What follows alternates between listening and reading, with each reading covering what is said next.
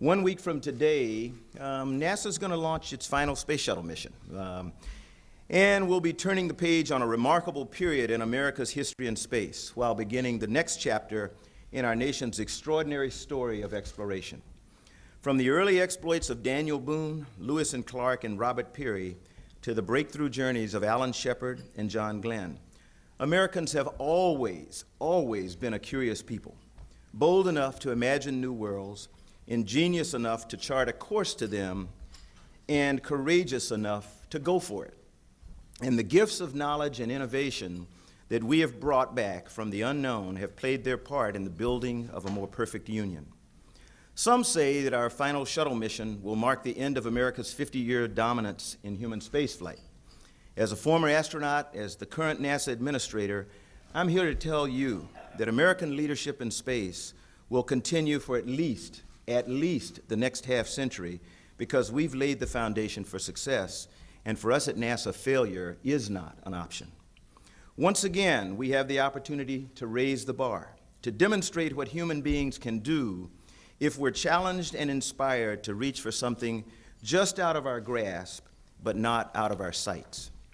President Obama has given us a mission with a capital M, to focus again on the big picture of exploration and the crucial research and development that will be required for us to move beyond low Earth orbit. He's charged us with carrying out the inspiring missions that only NASA can do, which will take us farther than we've ever been to orbit Mars and eventually land on it. He's asked us to start planning a mission to an asteroid, and right now, our Dawn spacecraft is approaching one of the biggest in the solar system, Vesta, and we're scheduled to drop into orbit around that asteroid the middle of this month. What it finds out could help inform such a future mission to an asteroid. The President is asking us to harness that American spirit of innovation, the drive to solve problems and create capabilities that is so embedded in our story and has led us to the moon, to great observatories, and to humans living and working in space, possibly indefinitely. That American ingenuity is alive and well, and it will fire up our economy and help us create and win the future. Now, but only if we put aside our differences and come together to work hard, dream big, and imagine endless possibilities. The space shuttle is an amazing vehicle, and the incredible program that it pioneered has taught us many things and helped make tomorrow's exploration possible. Every shuttle mission has showcased the amazing talents and expertise of our astronauts in robotics and science. Each mission was different. Each was exceptional and challenging and expanded our capabilities as a nation and a world. Atlantis' destination next week, the International Space Station, or ISS as we call it, is the centerpiece of our human spaceflight activities for the coming decade. And what a centerpiece it is. With almost 1 million pounds of hardware, measuring over the length of a football field, and with an interior volume greater than a 747 aircraft, traveling at 17,500 miles per hour around the Earth 16 times every normal Earth day. It's occupied by an international crew of 6, actively participating in over 100 research investigations at any given time. In just a little over a decade, the ISS has expanded our knowledge of man's ability to live and work in space, and it has become one of the most important beacons of international cooperation as it orbits our Earth. The station is the pinnacle of our current achievement, a stepping stone to the rest of the solar system and the tip of what comes next. The shuttle allowed us to build and support the station, and the orbiting outpost's research capabilities are unprecedented. The station has housed more than 1,200 experiments to date, supporting more than 1,600 scientists representing 59 countries worldwide. Every research investigation and all the systems that keep the ISS operational help us figure out how to explore farther from our planet and improve life here. Studies of how our bodies respond to a microgravity environment ensure that we can live and work successfully as we travel farther from Earth and help us better understand the impacts of medical conditions encountered both in space and here on Earth. Solar power and water processing are two examples of how we are learning to better operate spacecraft independent of resources supplied from Earth. We need to break the ties to our home planet and learn to live and work in space without direct dependence on Earth. The ISS can be a platform to us to learn these skills. Technology demonstrations on the ISS will support future missions and help us improve the reliability, for instance, of future life support systems. And all the many other things we'll need to understand in depth to really become a spacefaring people who can safely reach our destinations. So when I hear people say or listen to the media reports that the final shuttle flight marks the end of U.S. human spaceflight, I have to tell you, you all must be living on another planet. We are not ending human spaceflight. We are recommitting ourselves to it and taking necessary and difficult steps today to ensure America's preeminence in human space exploration for years to come. But we have to do things differently. For one, we have to get out of the business of owning and operating low Earth orbit transportation systems and hand that off to the private sector, exercising sufficient oversight, of course, to ensure safety of our astronauts. We need to focus on deep space exploration while empowering today's innovators and entrepreneurs to carry out the rest. This new approach is to getting our crews and cargo into orbit will create good jobs and expand opportunities to the American economy. And let me be crystal clear about this. I believe that American companies and their spacecraft should send our astronauts to the International Space Station, rather than continuing to outsource this work to foreign governments. That's what this administration is committed to, and that is what we're going to do. Along with supporting the ISS and commercial crew transportation, NASA will pursue two critical building blocks for our deep space exploration future: a deep space crew vehicle and an evolvable heavy-lift rocket. And we will make the technology investments required to begin the era of deep space exploration today. Our destinations for human beings beyond Earth remains ambitious. They include the Moon, asteroids, and Mars. Our investments in the systems, research, and technology for deep space will prioritize a logical sequence of future human exploration missions and forge a tighter bond between robotic and human exploration. The debate is not if we're going to explore, but how we'll do it. Not if there will be human spaceflight, but the right path to the next generation of systems. The shuttle is an expensive system to maintain. It has served us well, incredibly well, but now is the time to cut the cost of transportation to low Earth orbit and foster the American aerospace base and its amazing potential to become a job-creating engine for decades to come. NASA's 21st century mission will focus on the transportation systems that will carry us beyond where we have been, to new destinations and new milestones in the annals of human history. So we're 1 week from a very important spaceflight milestone, but far, far from the final one. We celebrate the shuttle's 30 years of success, which is longer than any other human spaceflight program. The shuttle has expanded our picture of what it means to be an astronaut, and we salute the hundreds of men and women who have carried out the program's missions, both in space and on the ground. We also remember the hard lessons that have helped us to continually improve safety. We shall always remember the crews of STS-51L, Challenger, and STS-107, Columbia, who made the ultimate sacrifice. I spent 14 years at NASA before leaving and then returning to head the agency. Some of the people I respect most in the world are my fellow astronauts. Some of my best friends died flying on the shuttle. And I'm not about to let human spaceflight go away on my watch. I'm not going to let it flounder because we pursued a path that we could not sustain. It's vital that we keep exploring, not only so we can learn to live and work other places and find out what it means for us as the human race, but also so the benefits of that exploration continue to return to Earth. So we keep generating new knowledge about our planet and our universe, and new solutions to the challenges our planet faces on many levels. President Obama has put NASA and several other technology-focused agencies at the forefront of innovation for our country.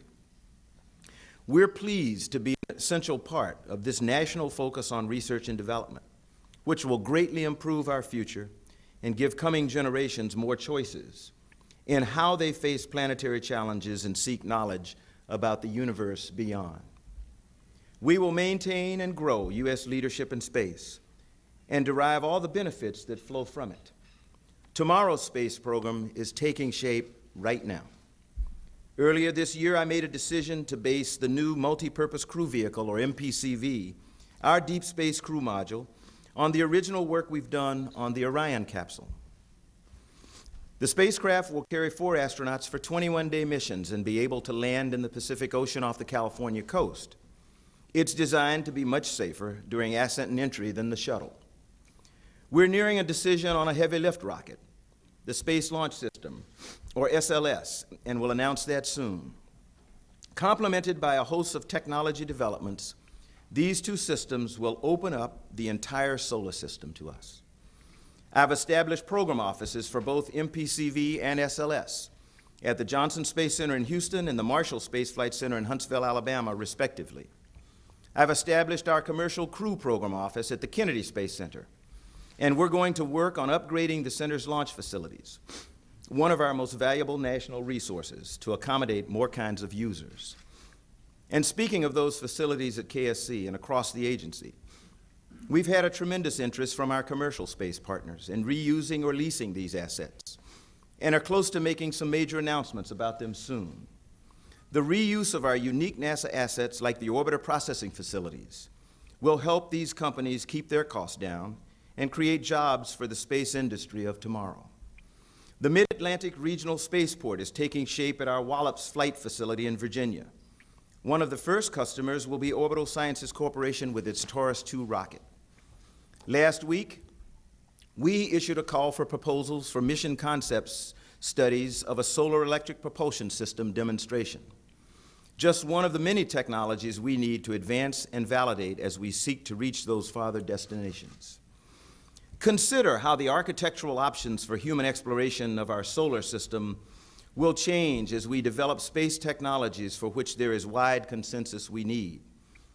Better in-space propulsion, refueling depots on orbit, inflatable habitats, high reliability life support systems, high bandwidth communications, adaptive avionics, radiation protection, integrated human and robotic systems, and precision navigation. Our partners in the Commercial Orbital Transportation Services Program, SpaceX and Orbital Sciences, continue to meet milestones. The new participants in the second round of our Commercial Crew Development Program have just met their first set of milestones required by NASA and are on a path for continued success. Recently, my deputy Lori Garver and I have had the chance to visit facilities of some of our industry partners like Blue Origin and Sierra Nevada. They're working diligently, and the hardware and systems they're creating and testing are amazing. The energy and ideas in the field are palpable. All of this, just the early days of our push into the next chapter of human spaceflight. In addition to our human spaceflight progress, we have a large number of amazing science missions coming up. Just in the next 6 months, we'll launch Juno to Jupiter. We put the Dawn satellite I mentioned earlier into orbit around a giant asteroid in the main asteroid belt for the first time later this month. In September, we launched the twin Grail probes that will use changes in the moon's gravity to study its interior. And the Curiosity rover heads for Mars in November. In the coming years, we'll undertake many more world-class science missions to observe our planet, reach destinations throughout the solar system, and peer deeper into the universe. At the same time, we'll advance aeronautics research in partnership with other agencies and the aircraft industry to create a safer, more environmentally friendly, and efficient air travel network called NextGen. It's true that the aerospace field faces many significant challenges, but challenges can also serve as catalysts for innovation. No doubt, we're going to have to develop new ways of doing business. The Orion government and industry team, for example, has shown exceptional creativity in finding ways to keep costs down through new management techniques, technical solutions, and innovation. But right now, at this historic moment, America is leading once again by making hard choices that will define us anew. We're taking those bold actions because that's what we need to do to create and win the future. Thanks to the many achievements of NASA and its partners, the brave and talented men and women who have soared into space and developed so many cutting-edge science missions, we now have a strong foundation from which to pursue these larger goals. The space shuttle gave us tremendous insight into how humans can live, travel, and work in space. Because of the shuttle, we have the ISS, which is giving us the breakthroughs in human health research that will help us reach and return from those new destinations and inspire the next generation of leaders. We have choices today. Do we want to keep repeating ourselves, or do we want to look at the big horizon and do inspirational things we've always challenged ourselves to do? My generation touched the moon. Together with those that followed, we built the ISS. Today, NASA and the nation wants to touch an asteroid and eventually send humans to Mars. NASA is moving forward and making change because the status quo is no longer acceptable. We need future generations to be able to do more than we can today. The students and early career scientists and engineers I speak to around the world have a ton of energy and enthusiasm. They're excited about the chance to do something new, to be on the ground floor of the next big frontier of human exploration, to put their big ideas into practice, and they should be. If you're studying in a STEM discipline today, you're going to have a great career ahead of you, not just at NASA, but at other government agencies or in private industry or academia. So, when that final shuttle landing occurs and the cheers and tears subside, we'll keep on moving toward where we want to go next. Your kids and my grandkids, they're going to do things that today we can barely dream of. Our nation has made great progress throughout its history by innovating solutions to meet grand challenges, to build an intercontinental railroad, or land a man on the moon and return him safely to Earth. These challenges not only motivated a technological workforce, they also created new technologies and innovation along the way.